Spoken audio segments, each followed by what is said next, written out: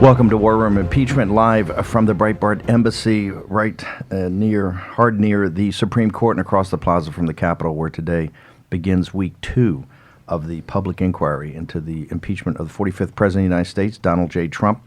We're here live on the John Fredericks Radio Network, also on Salem Radio Network, nationwide, and live streamed on americasvoice.news. Also, warroom.org. You can go up on the website, get all the episodes. All you have to do is subscribe, leave a review. It's all free. Even better. We're here at 19th of November, the year of our Lord, 2019. It's episode 36. We'll want to announce we're going to have a special episode this afternoon at 5 o'clock to wrap up the hearings. We've already started with Colonel Vindman. I want to introduce my two wingmen, Raheem Kassam from the United Kingdom, UKIP fame, Nigel Farage's right-hand man, set up and ran the war room that eventually led to Brexit. Also, Jason Miller, the communication strategist in charge of the 2016 Trump campaign, the biggest political comeback in American political history, and the transition communications director. We're also honored to have one of the not just best guys in the conservative movement, but somebody that's made a massive impact institutionally over the last couple of years. It's Tom Fitton of Judicial Watch. Tom, thank you very much. You've been involved in so many of these issues over the years, but now you've taken such a lead role in this. I want to get to you in a second. Sure. Let's reset the clock, or reset what's happening today. Vindman's up there live. In fact, I want to go to you, Tom. Vindman's up there as a lieutenant colonel in full dress uniform, National Security Council. How does that set with you? I don't understand it. I didn't serve in the military, but my general understanding is to appear in uniform in a political setting like this is, to put it mildly, controversial. Do you believe this a political setting or service to the nation? Well, he's testifying against the President of the United States, criticizing the Commander-in-Chief. My understanding is the rules prohibit you from doing that as an officer. I don't understand who at the Defense Department is allowing him to testify in uniform. My guess is he doesn't go to work at the White House every day in uniform. Why is he showing up here than to use the uniform to make a political point against the Commander-in-Chief? Is this deep state?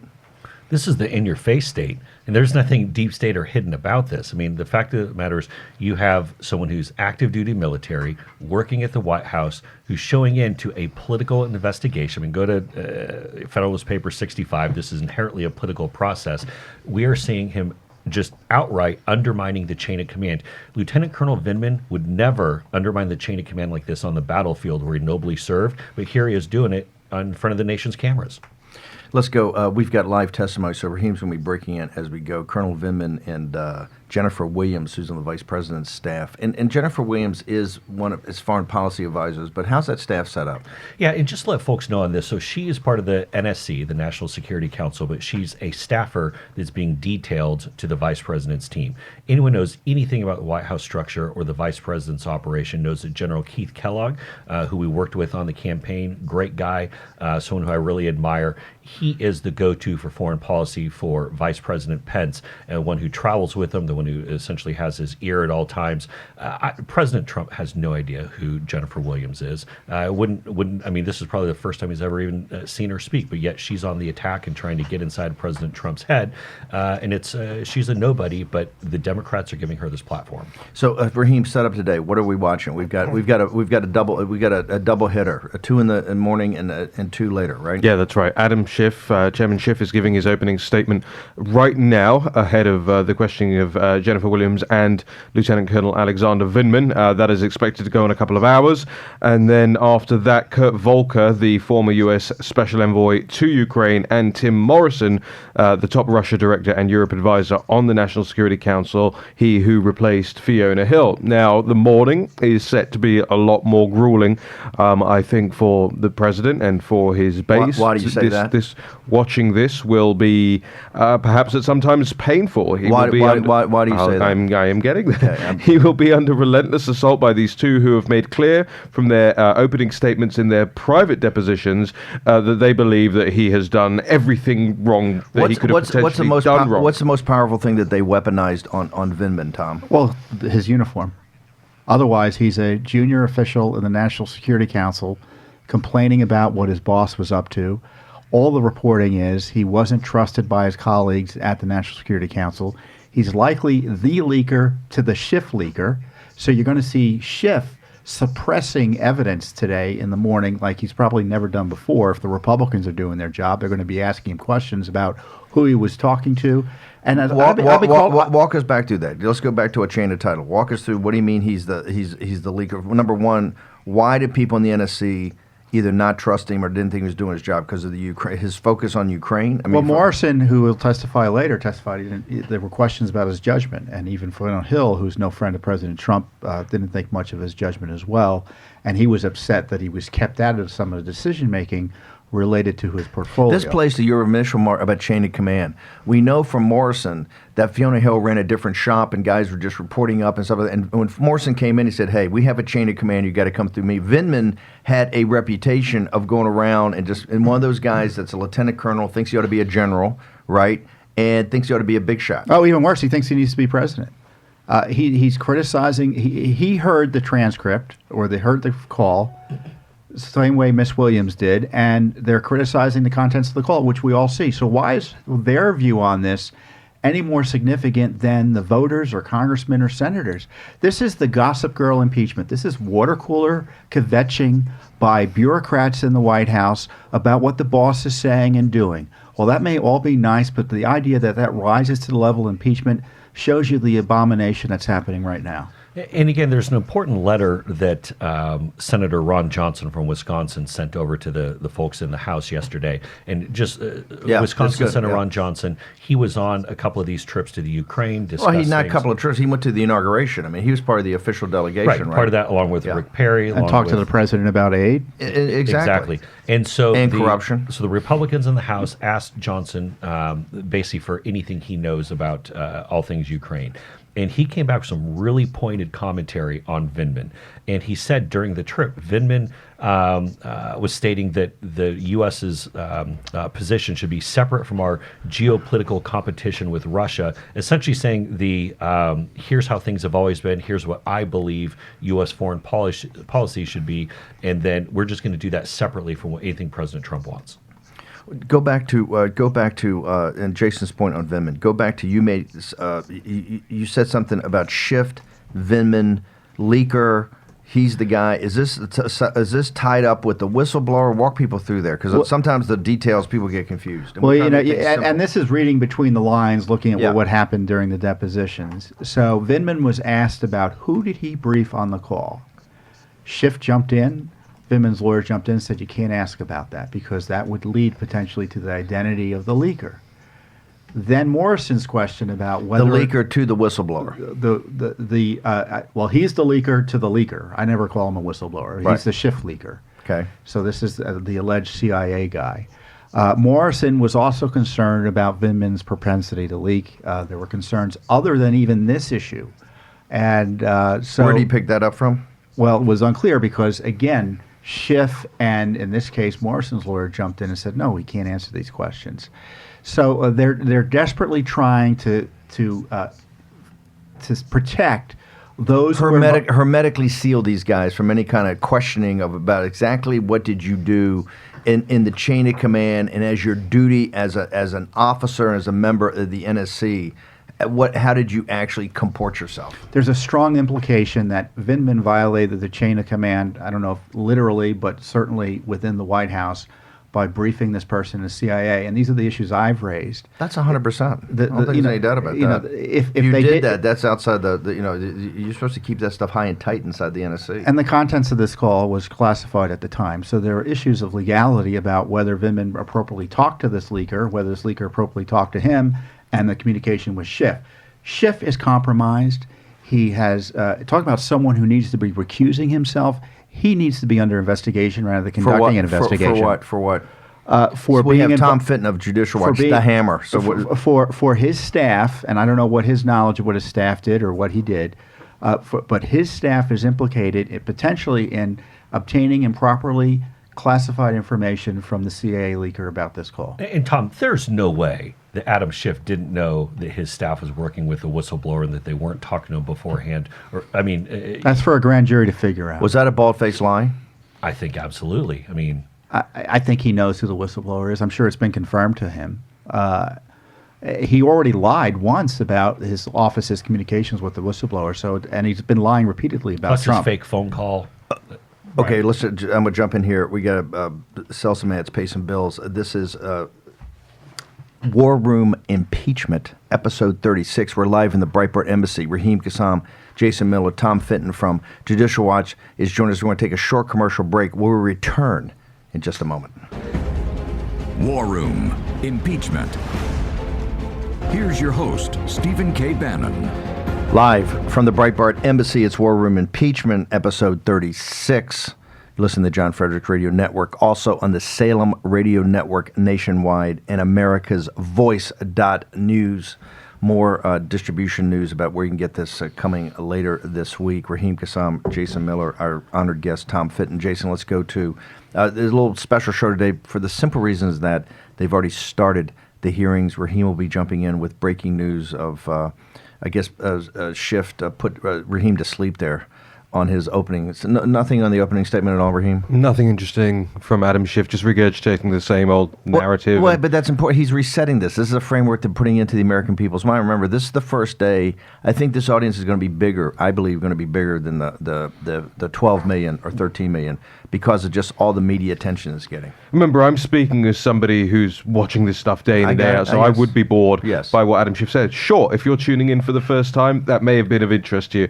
Devin Nunes, again, resetting the Republican argument right now, going over the same response and you know, there's merit to it. There's merit to the American public hearing time and time again from both sides, whether you're on Adam Schiff's side. You know, here is what happened. His key takeaway always is there was a parallel national security and foreign policy track being run without the knowledge or the understanding of all these expert bureaucrats. And Devin Nunes' response is typically, you know, the everything they've told you so far has either unraveled or turned out to be flimsy. And I think, hope with any luck, the Republicans will be able to show the flimsiness and the contradictory nature of some of these testimonies in the coming Jump in here. It's Tom Fitton's the gossip girl impeachment, right? It's water cooler. People heard something. You know, it could have been better, but it might have been this. Everything like that.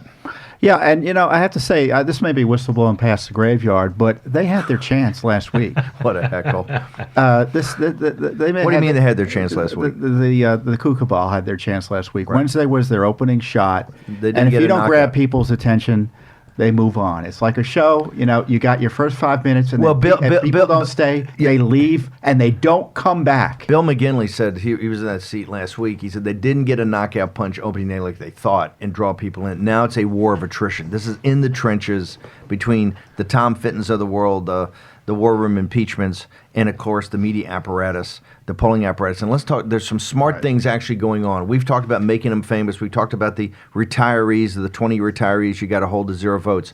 The battleground here is the 31 districts and those people that we've already made a couple of them famous. Those congressmen, Max Rose, Lieutenant Commander, Mickey Sherrill up in New Jersey 11. It's these people that the pressure got to come on. But we now know that one of the PACs, it's reported in Politico today, I think Gabby Orr, has a very interesting story. Tell us about that. And then I want to have Fitton respond. Yeah, so America First Priorities, which is led by Brian Walsh, who's a very smart guy, I've known for a couple of decades.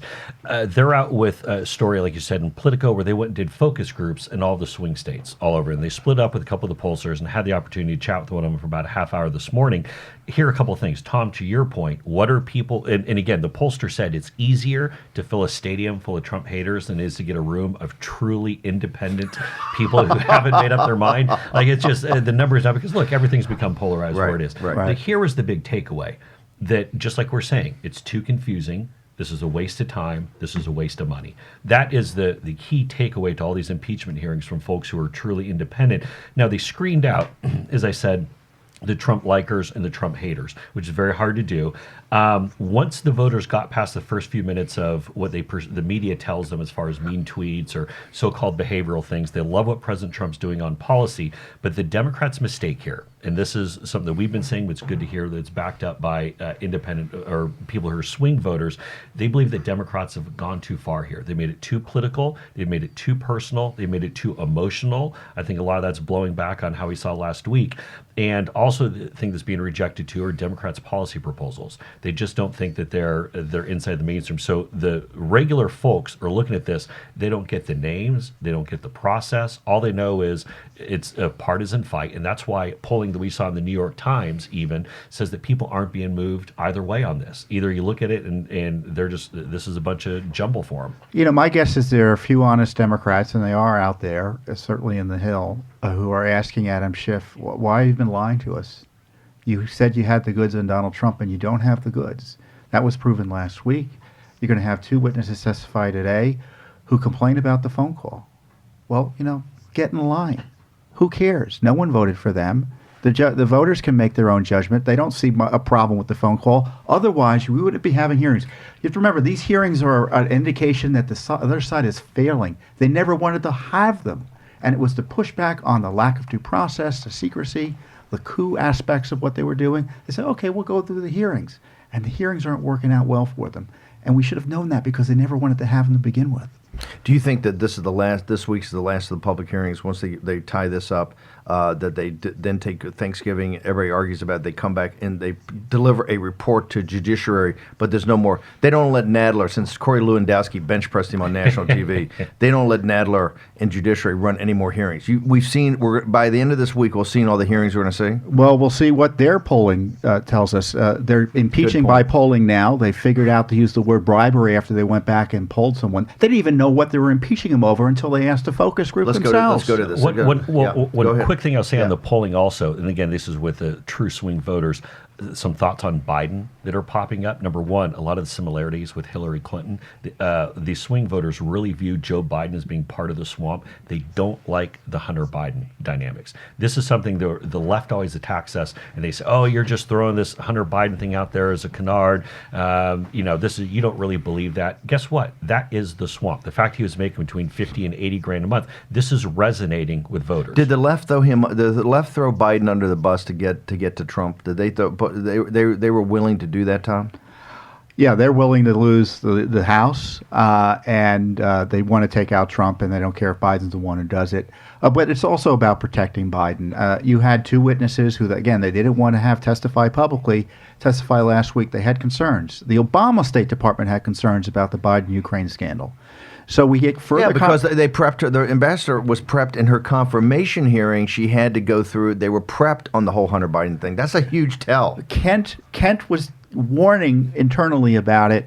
In Their fact, own witnesses had to intervene to stop Burisma from getting our tax dollars during the Obama administration. What do you got there, sir? You got about a minute to go. I just want to summarize that Devin Nunes' in the opening statement pertained a lot to Hunter Biden. Just breaking news coming in from the testimonies right now. And also, strangely, I will say this, Devin Nunes focusing a lot on the defense of the journalism of John Solomon, entering articles by John Solomon into the record, talking about how John Solomon's character is under attack. It's a huge story in CNN today. That's why about the Rudy DeSolomon situation. Yeah, but it seemed out of place in the opening statement today, and Nunes' defense really wasn't very compelling at all. So now they're moving on to Adam Schiff is now moving on. The first part of his was about what before Solomon was Hunter Biden. Hunter Biden should. Okay, we've got about a minute before we got to go to break. Should Tom Fitton, Judicial Watch, should Hunter Biden be forced to testify in front of this tribunal? Oh, sure. Both Bidens should come in. And Senator Biden and the vice president, and certainly the whistleblower. A key part of the president's defense, if he was allowed to present one, which he isn't allowed to be, shows you the abominable nature of this, is did I have a good faith reason for asking Ukraine about the Bidens? Well, how do you mount that defense unless Hunter comes in and talks?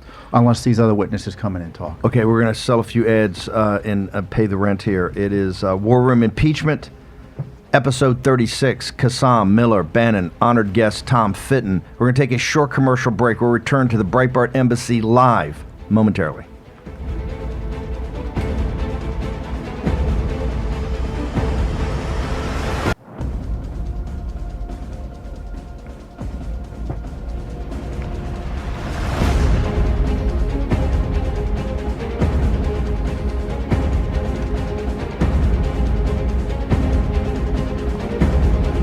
War Room, Impeachment.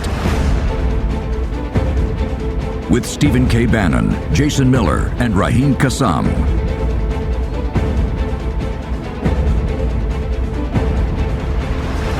Here's your host, Stephen K. Bannon.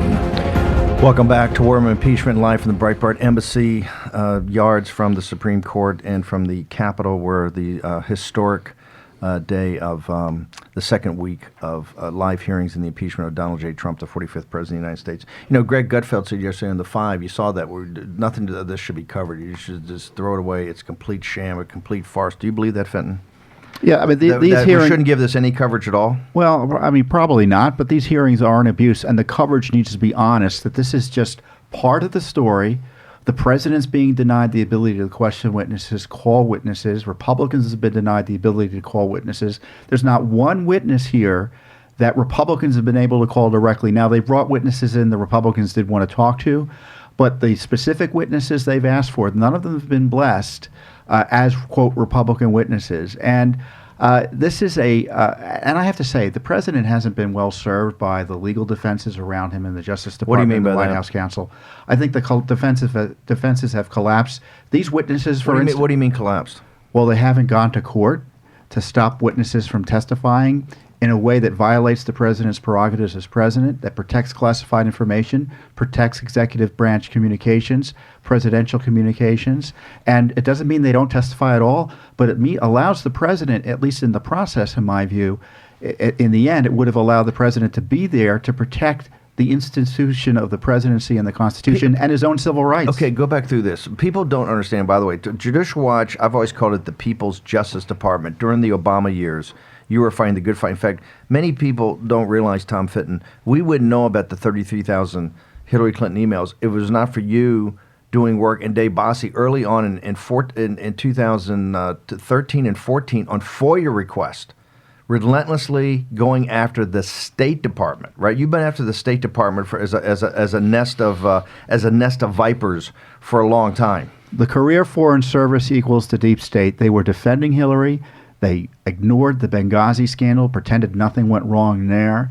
They are still defending Hillary to this day. And as these State Department officials line up to target the president, they are protecting Hillary. You saw Is that what this is about, the foreign policy debate between the Albright, Kerry, McCain, Bush, Hillary Clinton, Obama foreign policy of the permanent political class versus America First? Anyone but Trump's foreign policy. You see Ambassador Yovanovitch, she could give a rat's tail about the Ukraine corruption in terms of the intervention on... She's the queen of the corruption, No, anti-corruption. she was ignoring all the corruption. Adam Schiff told me that in the opening statement. Adam Schiff said she is the one, you've dedicated your life to rooting out corruption in the Ukraine. Except for the corruption targeting the president of the United States in our election system.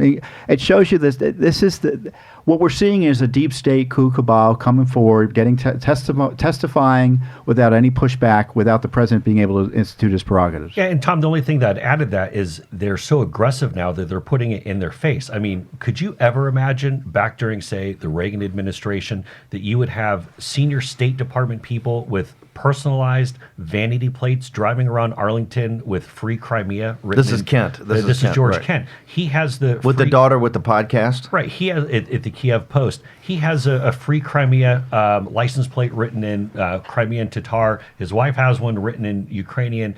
I mean, but they're activists now. They're no longer advisors. Who They're at the Defense Department let Vindman testify in uniform?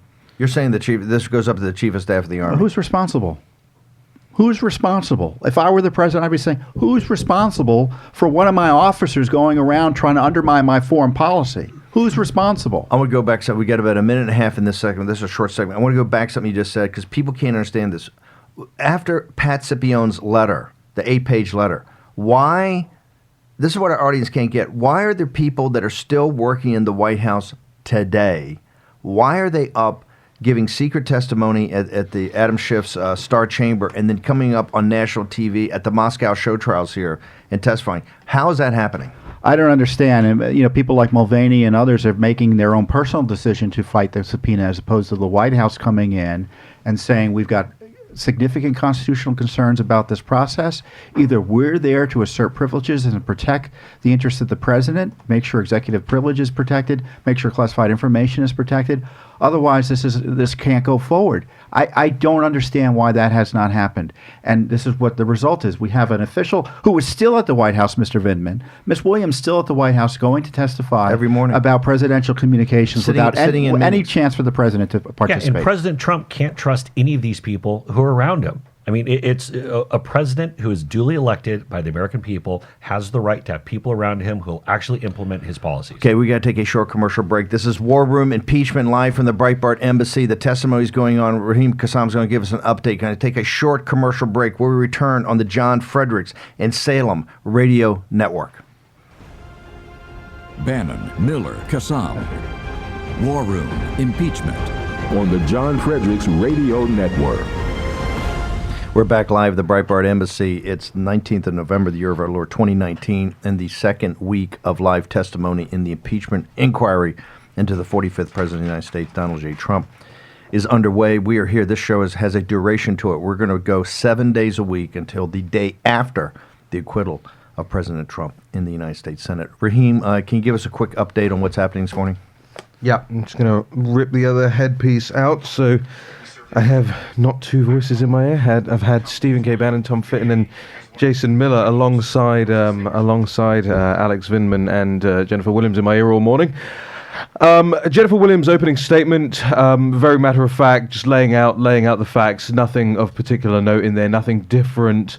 No bombshells. Vindman was interesting and is just wrapping up right now. It's interesting in the fact that he hasn't said anything new, but he's alluded to things that he thinks people should be focusing on. So the first and foremost of that were what he calls the disruptive actors. He focuses on his statement a lot on achieving the NSC's goals, achieving national security goals, and he says these two disruptive actors, Lutsevko and Giuliani, were the two who he sees the most disruptive to the NSC's goals of rooting out corruption in Ukraine, of bringing Ukraine out of the Russian orbit and into the He doesn't mention the US. commander. He doesn't mention the commander-in-chief's goals. Right, no, just the NSC's. and that's This is what absolutely, this is about, and that's right? absolutely correct. It's a permanent political class, the deep state versus He talked about the national interest, but he doesn't obviously go into who sets the national priorities and who defines what the You national ought to interest read the is. Constitution. And they have a narrow view of corruption as well. I hear they have a few copies in the Capitol. Maybe he'll pick a Constitution up on his way out. The other part of it that was interesting to me was when he talked about the reason there shouldn't be an investigation into the Bidens and the Burisma stuff. He said if that were to happen, he fears that the Ukraine would lose bipartisan support. It's not his problem. Exactly. Right, not his problem. And that would therefore harm U.S. That's a political policy decision. goals This brother walked in right Ukraine. into it. They walked right into it. What's his body? We're going to jump here to Fitton and Miller.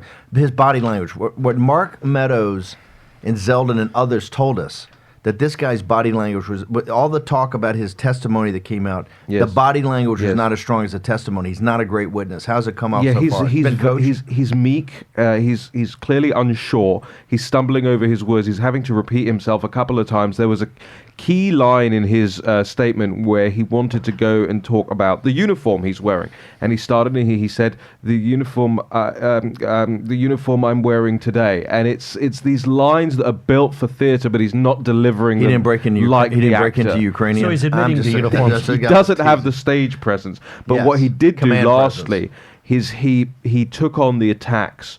He said attacks against people who are coming up here and testifying are reprehensible, and that is obviously a direct attack on the president of the United States. Let's go, Fenton. That is a meme that they're playing. That it's witness intimidation. Talk about that.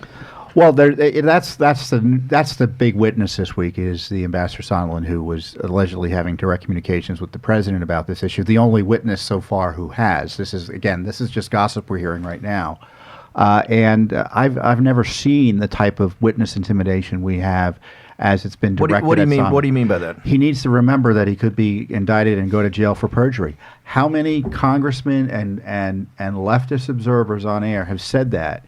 And if I were Sondland, or if I were his lawyer, I'm not a lawyer, but if I were a lawyer and I were Sondland's lawyer, I'd be seriously talk about telling him to take the fifth at this point. And so, Tom, what I think this is, and look, tomorrow's Gordon Sondland testimony is everything. This is all a build-up. Why? To Because Gordon he's Sondland. the direct. He has direct knowledge. He is the one who's been speaking with the president. He's spoken with Mayor Giuliani. He is the one that they're trying to make this some kind of capital crime. So all of these efforts, Vindman today, this entire buildup, they want to put the pressure on Sondland to not show up tomorrow or to take the fifth or to push for immunity, because they know if he takes one of those, this entire town shuts down. It melts down. People are freaking out. I think the Democrats want to push him, scare him into not talking tomorrow. And if I'm President Trump, I'd say to Ambassador Sondland, we did nothing wrong. Tell him everything I said, because I'll say it again. Yeah. The Ukrainians should have been investigating Burisma. Why are we giving him all this money? They're so corrupt. And if there's anything we should all see as Americans, why are we involved in Ukraine? We have these bureaucrats trying to treat the Ukrainians like chess pieces on a board, Right. pretending that we're going to solve the Ukrainian corruption issues. Are you kidding me? Well, that's all a point. This is all their to get in the face of Russia. This is the Brussels guys. This is to get them in the EU, get them into NATO. This whole fiasco. We're not started getting in the 13. face of Russia. Who knows if this is so corrupt? Who knows what side we're supporting there? What do you tell? What do you tell? What happens tomorrow if he takes the fifth or he gets an immunity deal in this city? Oh, I think it would be a blow up. But, in the end, this is why he should just be forthright, and defenders of the president as should the president defend. says, no games. Yeah, Just go up there. Yeah. This is not a scandal.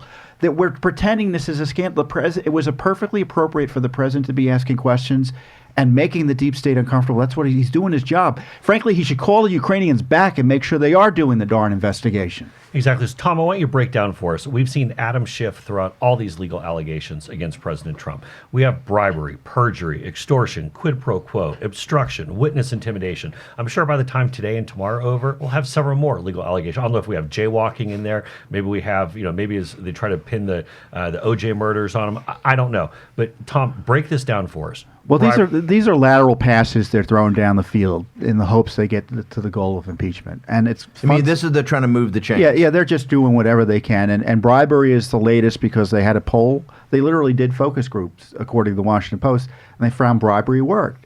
But there's no bribery Because you're saying quid pro quo was too complex, too much Latin. Yeah, I mean that's lawyers in D.C. know what that means, and no normal person uses that phrase. Bribery, again, is a legal phrase, and they may think that may work, but people may say, That hardwires them into the Constitution, too. It's not not just high crimes and misdemeanors, treason and bribery. there's a reason they didn't say bribery to begin with, because then people say, well, what's your case? And there is no case. Why And do you say there's no because case on the bribery? idea that the president making an issue about aid in response to corruption by another country is, quote, bribery is absurd. And if you're going to start using legal crimes to try to impeach the president, it highlights the corruption of the one-sided show trial that was going on now and the coup nature of it. You're being accused of a crime, and you don't have the ability to defend yourself. Remember, there's no defense by the president being presented today. The Republicans are only asking questions at the sufferance of the Democrats. In the grand jury phase like this, is this the time to present the defense of the president, or is that in the trial? This isn't a grand jury. This is an impeachment. And the president has a right to confront his accusers. It's a God-given right. The Sixth Amendment recognizes it, but it's also a God-given right. And the American people expect the president to be able to call witnesses and question. Giuliani should be at the hearings, but not as a witness, but as a counsel for the president, asking questions of people like Vindman. This is War Room Impeachment. Tom Fitton today from Judicial Watch, Raheem Gassan, Jason Miller. We're going to take a short commercial break. We'll return live to the Breitbart Embassy in a moment. War Room Impeachment. Here's your host, Stephen K. Bannon. Welcome back to the Breitbart Embassy. We're live on War Room Impeachment, John Frederick Radio Network, Salem Radio Network, America's Voice.news. Raheem, the testimony is going on. Any summary of what's happened so far? Yeah, so Adam Schiff is currently asking the questions and asked originally a question of Jennifer Williams, the Pence staffer, asking about the September 18th phone call. I haven't heard of a September 18th phone call. Well, the September 18th phone call That's after the money went. Was after the money went. It was between Zelensky and Pence, and broadly speaking, the readout of the call was just about the productive, following up on the productive meeting of September the 1st in Warsaw, meeting at the UN General Assembly, the prospective meeting at the UN General Assembly, and the Vice President commending Zelensky's administration for its bold action to tackle corruption through legislative reforms, and offered full U.S. support for these efforts. But Adam Schiff wanted to know more about the call. The call is still classified. And Jennifer Williams said that she would not publicly speak about that call, although she did offer to clarify some things in a classified setting, either in person or in writing. But it was interesting that the lawyer jumped in right there and said, we're not answering that question. The key moment of this morning so far, however, has been, as we expected, from Lieutenant Colonel Alex Vindman, who was asked by Adam Schiff if he gave any advice to the incoming President Zelensky when he went over for the inauguration. Vindman was part of the relatively low to medium tier delegation that was sent over, and Vindman said, yes, I did give the new president of Ukraine some advice. He said, number one, I told him to be cautious on Russia and in its provocations, and number two, to stay out of U.S. domestic politics. Undermining the President of the United States. First of all, that is a adverse analysis of the President's policy, which was not encouraging the Ukrainians to intervene in our elections. He wanted accountability about what the Ukrainians had already done and whether they were protecting Biden or not. But for him to go and even if the president told him to do that, it's not his business to go in and undermine him like that. Mid-level guy. We've got a Pentagon officer going in and countermanding the commander-in-chief? Junior, real quickly on Judicial Watch. Give me a minute on Judicial Watch. It's become one of the stalwart institutions in the conservative movement. How do people find out more? Where do they go? What are you guys doing? Well, we're on Facebook and Twitter, and at Tom Fitton for me, at Judicial Watch, judicialwatch.org. We've got hundreds of Freedom of Information Act requests, thousands of them actually, dozens of lawsuits. And we're waiting for documents about the alleged whistleblower. We're waiting for documents about Biden. We have 3 lawsuits on Biden. The president should say transparency on everything here. Let's get it out. Tee up today and tomorrow. Yep. Tuesday afternoon, it'll be Kurt Volker and Tim Morrison, 2 officials or former officials who will make it very clear from their testimony that there's no quid pro quo, no bribery. These are folks that Republicans are optimistic about, and everything is going to tomorrow with Gordon Sondland, the U.S. ambassador to the EU. This is what it's all coming down to, which, by the way, I'd point out that Morrison said that he was constantly trying to fluff up and prop up his connections with President Trump. You're going to see this coming back in a big way tomorrow. Okay, you're listening to War Room Impeachment. We'll be back here at 9 a.m. tomorrow on the John Fredericks Radio Network. Also, Salem Broadcasting and America's Voice.news. Special edition tonight, 5 p.m. We'll summarize the testimony today. Stephen K. Bannon, thank you very much.